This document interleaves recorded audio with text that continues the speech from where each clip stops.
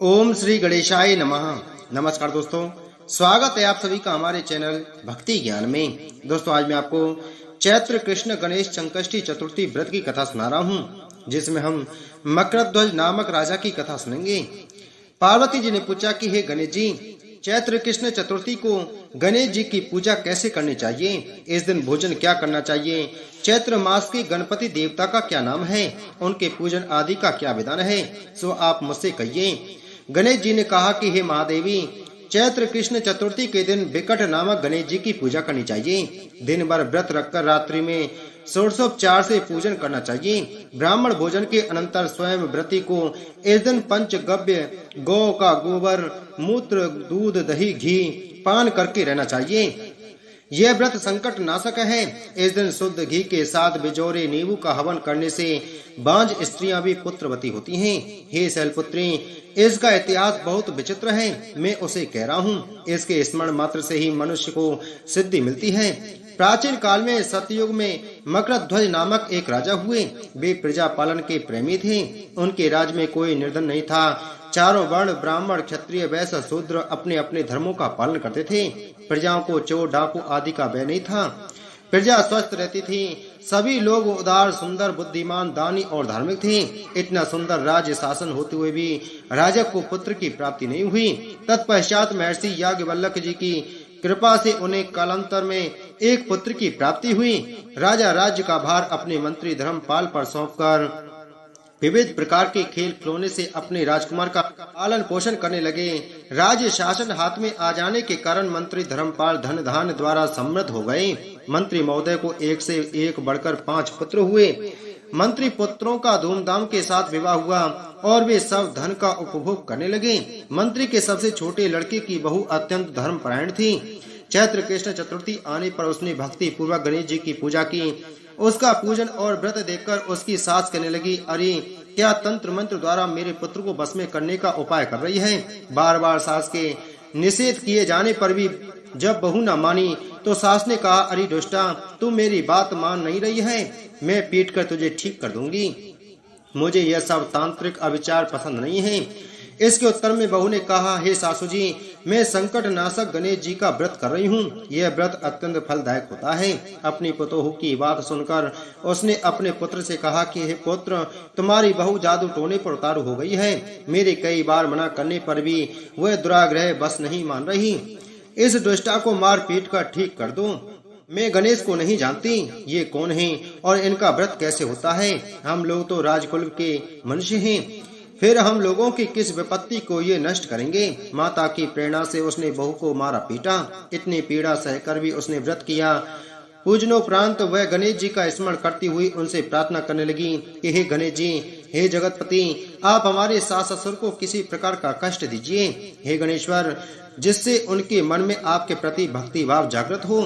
बेबू विश्वात्मा गणेश जी ने सबके देखते ही देखते राजकुमार का अपहरण करके मंत्री धर्मपाल की महल में छिपा कर रख दिया। बाद में उसके वस्त्र, आभूषण आदि उतारकर राजमहल में फेंक दिए और स्वयं अंतर्ध्यान हो गए। इधर राजा ने अपने पुत्र को शीघ्रता से पुकारा, परंतु कोई प्रत्युत्तर न मिला। फिर उन्होंने मंत्री के महल में जाकर पूछा कि मेरा राजकुमार कहाँ चला गया? महल में उसके सभी वस्त्राभूषण तो हैं, लेकिन राजकुमार कहाँ चला गया है?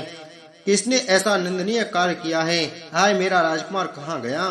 राजा की बात सुनकर मंत्री ने उत्तर दिया, हे राजन, आपका चंचल पुत्र कहाँ चला गया इसका मुझे पता नहीं है। मैं अभी गांव, नगर, बाग, बगीचे आदि सभी स्थानों में खोज कराता हूँ। इसके बाद राजा अपने सभी नौकरों, सेवकों आदि से कहने लगे, हे अंगरक्षकों, मंत्रियों, मेरे पुत्र का पता शीघ्र ही लगाओ।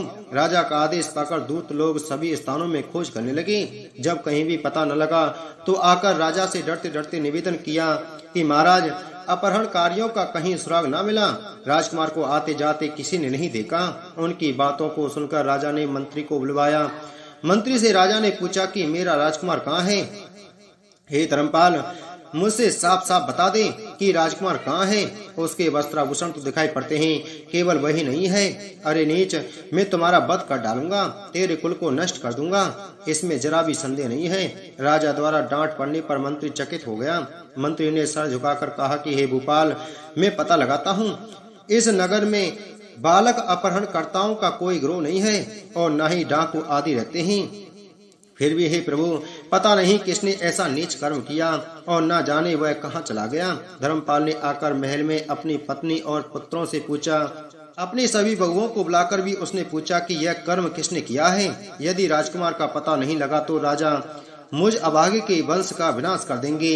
ससुर की बात सुनकर छोटी बहू ने कहा कि हे दादाजी, आप इतने चिंतित क्यों हो रहे हैं? आप पर गणेश जी का कोप हुआ है, इसलिए आप गणेश जी की आराधना कीजिए।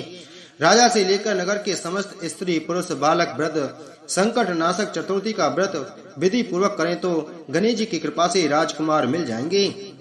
मेरा वचन कभी मिथ्या नहीं होगा। छोटी बहू की बात सुनकर ससुर ने हाथ जोड़कर कहा कि हे बहू, तुम धन्य हो, तुम मेरा और मेरे कुल का उद्धार कर देगी।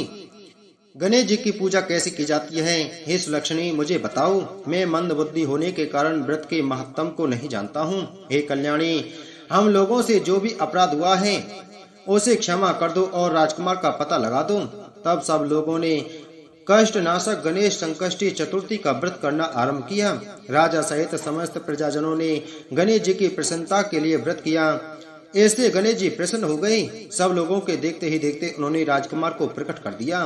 राजकुमार को देखकर नगरवासी आश्चर्य में पड़ गए। सब लोग बहुत प्रसन्न हुए। राजा के हर्ष की तो सीमा न रही। राजा कह उठे, गणेश जी धन्य हैं और साथ ही साथ मंत्री की कल्याणी पुतोह भी धन्य है, जिसकी कृपा से मेरा पुत्र यमराज के जहाँ जाकर भी लौट आया।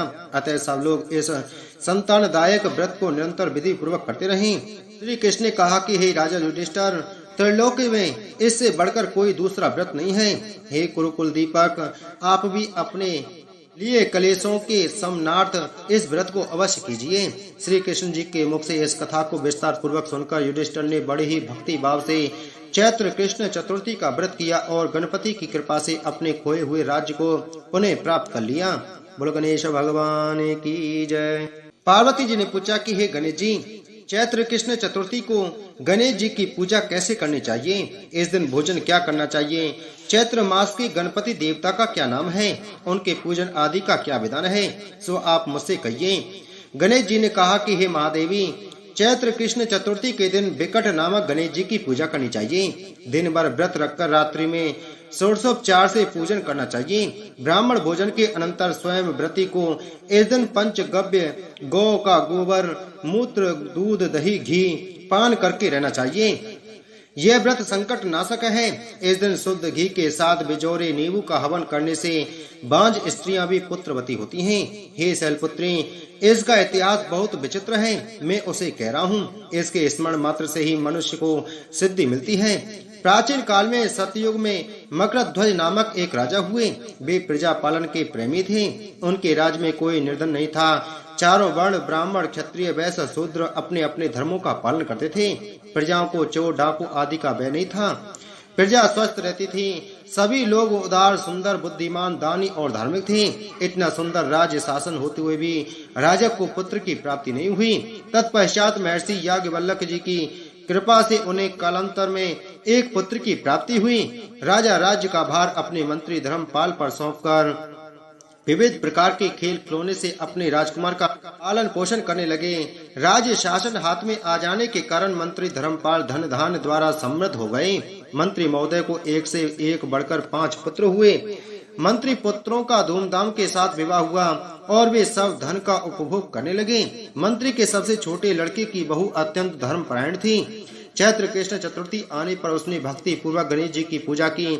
उसका पूजन और व्रत देखकर उसकी सास कहने लगी, अरे क्या तंत्र मंत्र द्वारा मेरे पुत्र को बस में करने का उपाय कर रही है? बार बार सास के निषेध किए जाने पर भी जब बहू न मानी तो सास ने कहा, अरे दुष्टा, तू मेरी बात मान नहीं रही है, मैं पीट कर तुझे ठीक कर दूंगी। मुझे यह सब तांत्रिक अविचार पसंद नहीं है। इसके उत्तर में बहू ने कहा, हे सासू जी, मैं संकट नाशक गणेश जी का व्रत कर रही हूँ। यह व्रत अत्यंत फलदायक होता है। अपनी पुतोह की बात सुनकर उसने अपने पुत्र से कहा कि हे पुत्र, तुम्हारी बहू जादू टोने पर उतारू हो गई है। मेरे कई बार मना करने पर भी वह दुराग्रह बस नहीं मान रही। इस दुष्टा को मार पीट कर ठीक कर दो। मैं गणेश को नहीं जानती, ये कौन है और इनका व्रत कैसे होता है?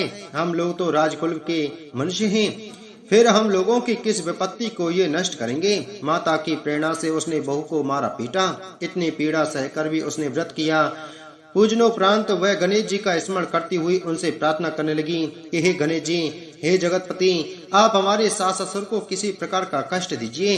हे गणेश्वर, जिससे उनके मन में आपके प्रति भक्ति भाव जागृत हो।